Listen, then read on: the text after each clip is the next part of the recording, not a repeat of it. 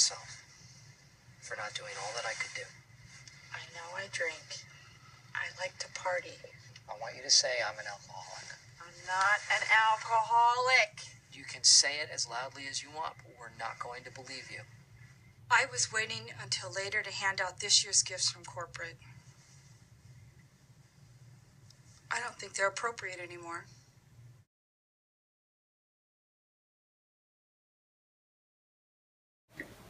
This is a reenacted interview between Dan N. and one of our group members. I'm playing the group member. I'm playing Dan N. What triggered the start of your drinking? My drinking and drug use was triggered by my peer group. I wanted to fit in with the group. What pushed you to become sober? I realized that my drug and alcohol use was not the norm. A few of my friends pointed out that I may be having trouble with it. What do you wish the community knew about alcoholism and addiction that may be difficult to understand to those who do not suffer from it? That it can be overcome, and once people get sober, they can change their ways. There is a stigma associated with suffering from alcoholism and drugs. As you were getting sober, do you find your addiction moving elsewhere? Is it an addiction to alcohol specifically for you, or is it an addictive personality that now shows up in other ways?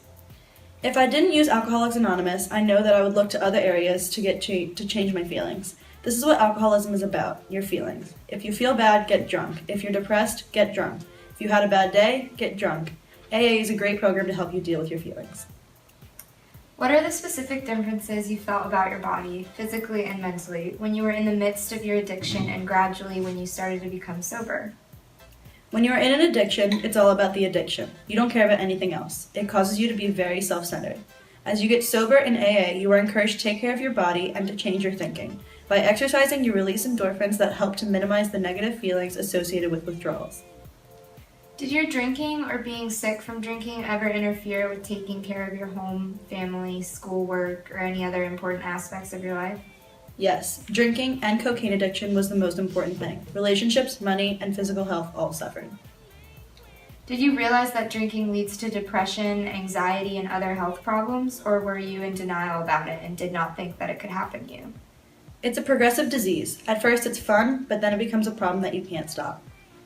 Did you have any specific withdrawal symptoms, and if so, what were they? Not really, I just felt like crap. I was hungover and would binge sleep constantly. What can social drinkers do to help friends who struggle with alcoholism? Be honest with them. Let them know how their drinking has affected them. For example, last night when you were drunk, I was embarrassed or frightened. Telling them that they have a problem is not going to get the desired result. What advice do you have for those who might be too nervous to speak out about their addiction or are in denial about it?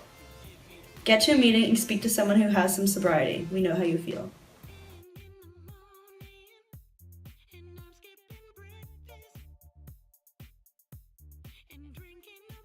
What did you guys expect going to an AA meeting? Honestly, I expected the people that were going to be there to be very rough and shady. Mm-hmm. And when we got there, I was surprised to find people who were mothers and looked like, I don't know, sports coaches or just like They your just neighbor looked like next any door. any Normal person. people. Yeah. I definitely expected probably like just older people, but there were actually like really young people there too. Yeah, there's Like people teenagers. our age. I think there's going to be that many people though either. Yeah, there's I a lot think of there's people. that many alcoholics there. And they were veterans and stuff. Yeah. Did people like stand up and share their stories, or did they just like, or like would one person talk, or like?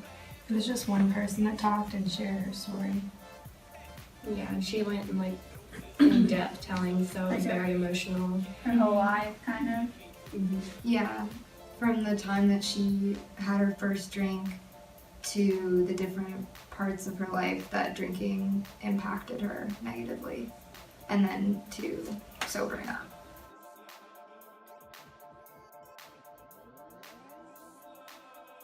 So what did you guys take away from the meeting after sitting in on it? I guess like I just thought alcoholism was just something that was not easy to get rid of, but you could get rid of it kind of easy, I guess. But now just like learning that it really is a disease and like I guess like the trials that they go through was really crazy just to hear in person. And it's like a big lifetime thing, like people who've been in there for like years. It's like not something you just kind of go to and then stop when you're better. Yeah, especially like even though the lady that taught was sober for 6 years, she said she still gets tempted to take a drink, and just that it never really seems to go away completely. Yeah, I didn't really understand like how they have like setbacks, but I guess I kind of understand like how they can have it after that.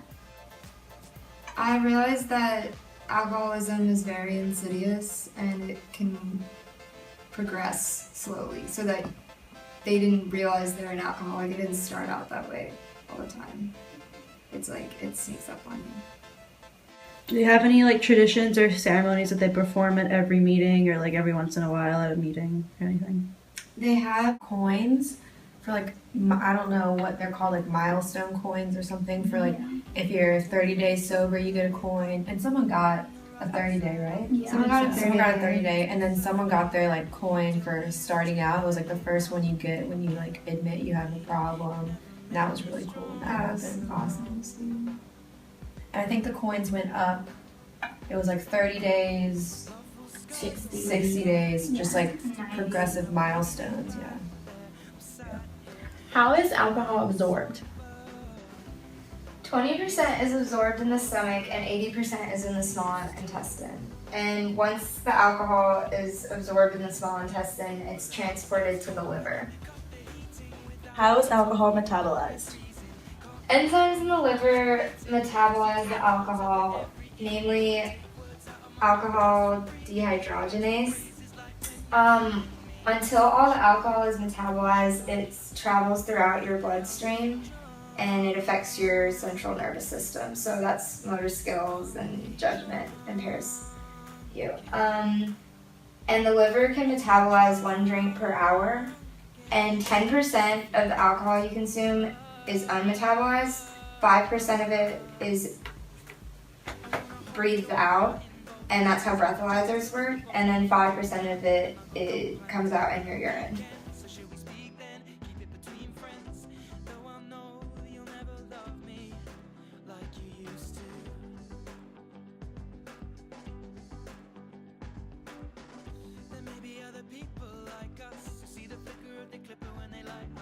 I wouldn't say that it influences the way I drink, but I definitely try to drink less because I know how it affects me when I'm hungover the next day, but I don't really think about the long-term effects when I'm drinking. But I've definitely stopped drinking vodka and hard liquor because I know that it really affects my acid reflux and it makes me feel bad the next day. So I know that alcohol is not good for your body. It's essentially poison. That's why you throw up when you drink it. But I wouldn't say knowing that changes the way that I drink at all, the way I think about it. We're young.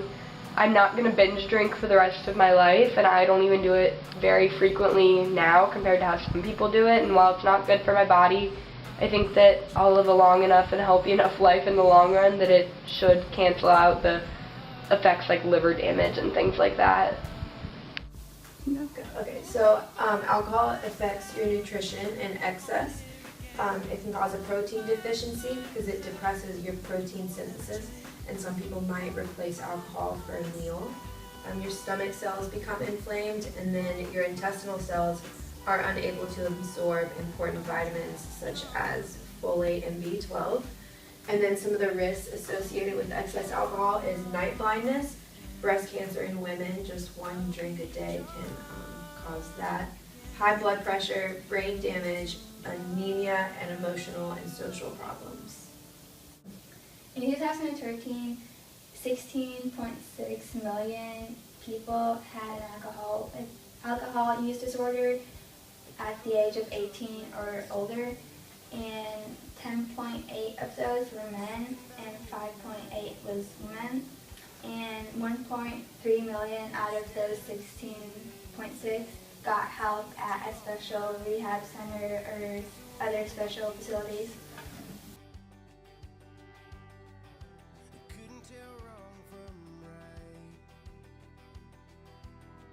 And out of the age group 12 to 17, 697,000 had an alcohol use disorder in 2013, and 385,000 was girls, and 311,000 were boys.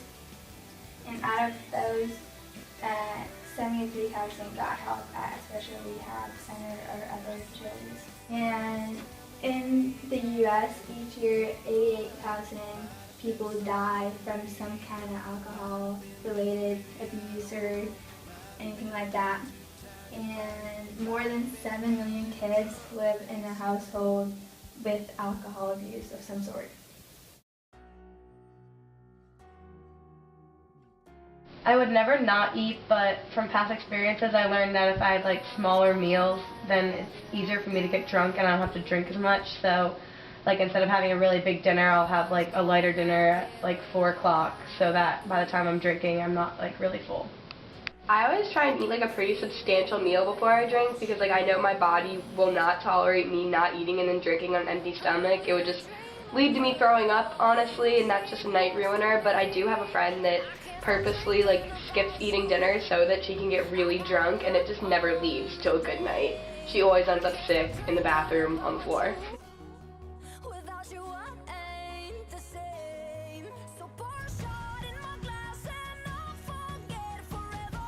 I drink because it's fun and you get to meet new people. Like if you were completely sober, would you really go up to a boy you think it's cute? No. It makes you be braver and have more fun, you know? To get drunk. Drink because it gets me drunk, and it's very fun to be drunk with your friends and family and boyfriends. I like to drink because I like what alcohol does. It gives me confidence!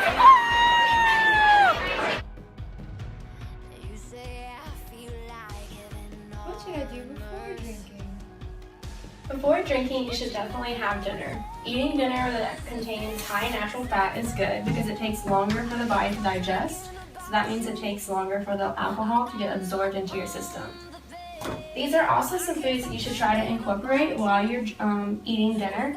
Pickles are good because they contain electrolytes and sodium, and so that helps replenish your body after you've been drinking. And hummus is good because it's a natural source of B vitamins, which also help replenish your body. Eggs are good because they are amino acids, which help break down the alcohol toxins in your body. Olive oil is good because it lines your intestines, which helps the body to, the alcohol doesn't get absorbed as easy. What should I do while I'm drinking? While you're drinking, these are some foods that you can eat. Nuts are good because, again, they contain many B vitamins and other vitamins that help keep your body in a normal state. Fruit is good because it contains vitamins, minerals, and potassium, which will also help keep it in a normal state. Drinking water is good, even though you don't want to. You should try to alternate between water and alcohol while you're having a good time. I'm an unmotivated Clemson student, and I got wasted last night, and I'm so hungover. What should I do after drinking to help me feel better? After drinking the next morning, you need more calories, so you should definitely eat breakfast. Eating easy to digest foods are good, like cereal and toast. Alka-Seltzer is also really good. It helps to settle your stomach because it contains sodium bicarbonate. Multivitamins are also very important because they replace the body's nutrients that you lost. Drink lots of fluids like orange juice, Gatorade, and of course water. And then sleeping.